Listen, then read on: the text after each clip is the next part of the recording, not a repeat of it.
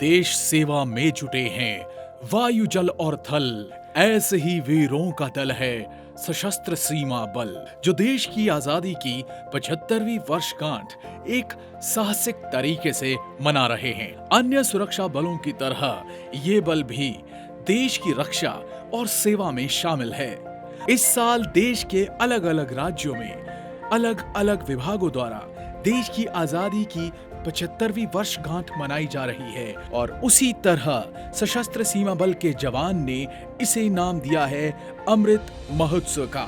इस बारे में कमांडिंग ऑफिसर अनिल नेहरा जी ने बताया। मैं इस साइकिल रैली का कमांडिंग ऑफिसर अनिल नेहरा, सशस्त्र सीमा बल।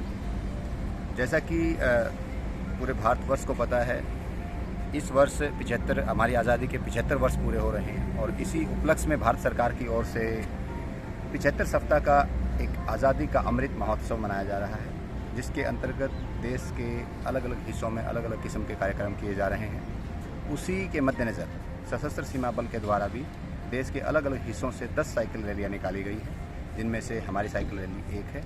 हमारी साइकिल रैली 26 सितंबर को training centre Sapdi, district Kangra, Himachal Pradesh से शुरू हुई है, जो 2 अक्टूबर को नई दिल्ली राजघाट पर, जैसा कि पता है, राष्ट्रपिता महात्मा गांधी जी की जयंती है, समाधि पर नमन करेंगे, श्रद्धांजलि देंगे और उसी के साथ हमारी साइकिल रैली समाप्त होगी। इस साइकिल रैली का मुख्य उद्देश्य ये है कि सभी नौजवान, सभी देशवासी शहीदों को नमन करें, उनको श्रद्धांजलि दें।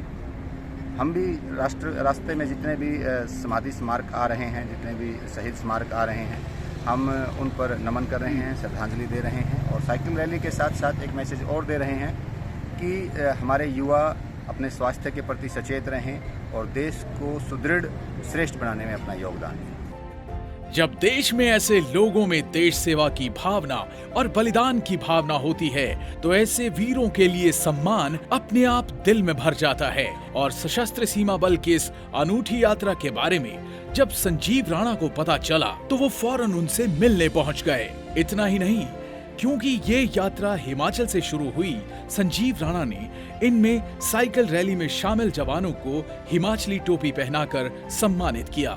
ये सम्मान एक ईंट शहीद के नाम अभियान के तहत दिया गया, बकौल संजीव राणा। आप समझ सकते हैं साइकिल पर 426 किलोमीटर तय करना कितना मुश्किल होता है। यह काम कोई और नहीं, एक सेना का नौजवान ही कर सकता है। हमारे लिए यह गौरव का विषय था। हम सभी लोगों को, सेना के नौजवानों को तहे दिल से शुक्रिया अदा करना चाहिए और जहाँ जहाँ इनकी यह यात्रा जा रही है, उन सभी को अपने घर के आसपास, अपने शहर की सड़कों पर उनको जरूर सम्मानित करना चाहिए।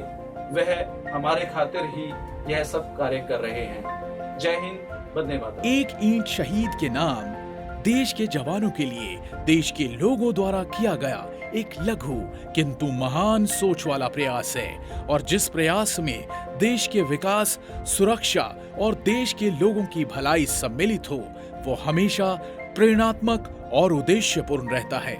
चाहे फिर बात एक ईंट शहीद के नाम की हो या फिर सशस्त्र सीमा बल के अमृत महोत्सव जैसे प्रेरणादायी यात्रा की। सफर चलना चाहिए, जलती रहनी चाहिए मशाल, देश खुशहाल और विकसित हो साल दर साल। जय हिंद।